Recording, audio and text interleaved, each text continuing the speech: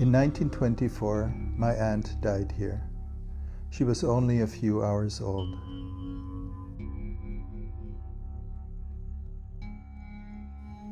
During his last visit here, a few months before he died, our grandfather wrote to our grandmother.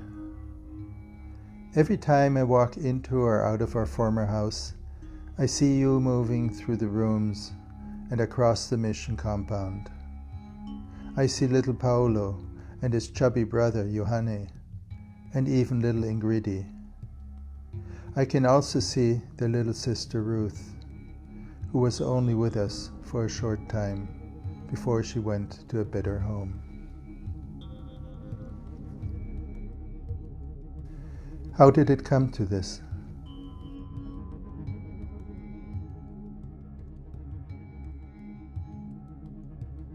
In 1919, my grandfather had traveled from the United States to the region that was then called Sudan, a belt across Africa, from Nigeria through northern Cameroon to the Central African Republic, an area between the Muslim-shaped regions of North Africa and the Christian missionized regions in the south.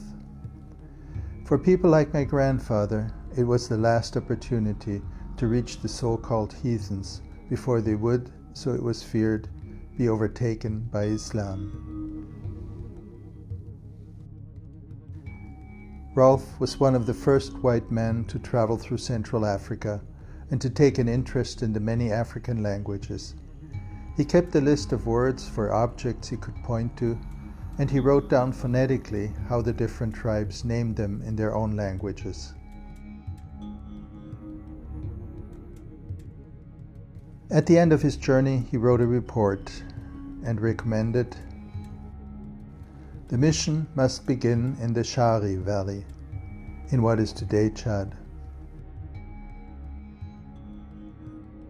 But then, something happened that no one had expected.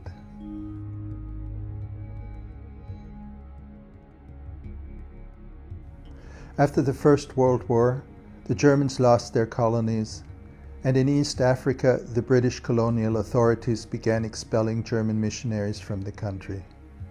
Also in Tanzania.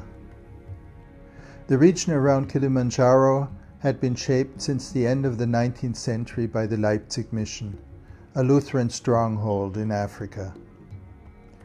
The Leipzig missionaries succeeded in persuading the American Lutherans to take over the Lutheran mission stations. Otherwise, there was the danger that Lutheran Christians would turn into Calvinist Christians, and that was something to be avoided at all cost. And so, my grandparents Ralph and Gertrude were officially instructed by the church leadership to leave West Africa and move to East Africa. Their first child was just 10 days old.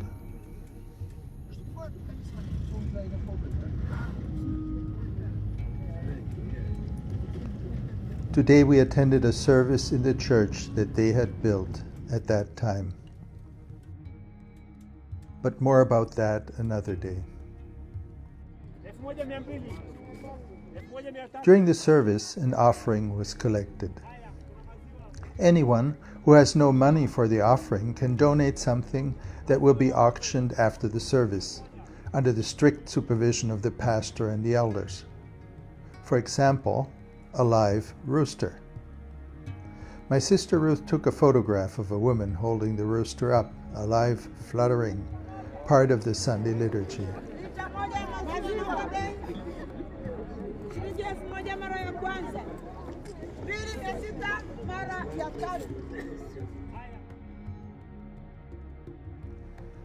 And Heidelberg is present here as well. The missionaries from Leipzig carried a Heidelberg printing press, hundreds of kilometers from the harbor to the foot of Kilimanjaro. Today it stands outdoors, serving as decoration.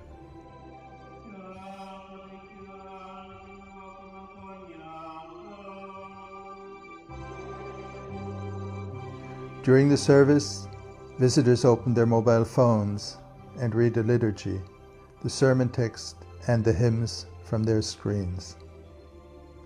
The printing press is no longer needed.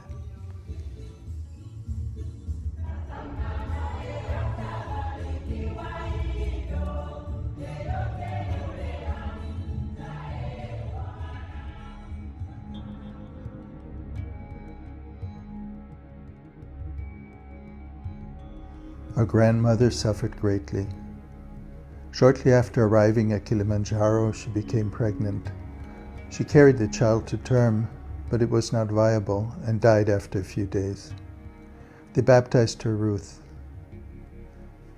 My mother often told us that she named her youngest daughter, my sister, in honor of her sister, Ruth, and that she is buried here. And so we set out, Ruth and I, Paul and Ingrid, after the service, to search for the grave. It was not difficult to find the old cemetery. Here it is not customary to maintain the graves as in Europe. We walked across the grass. We searched among the few gravestones whose inscriptions were still legible. We no longer found a stone. When I was here 30 years ago, we still discovered it. It said only, Ruth. We accepted that. And so she has returned to the womb of Mama Africa. And so a member of our family is buried here forever.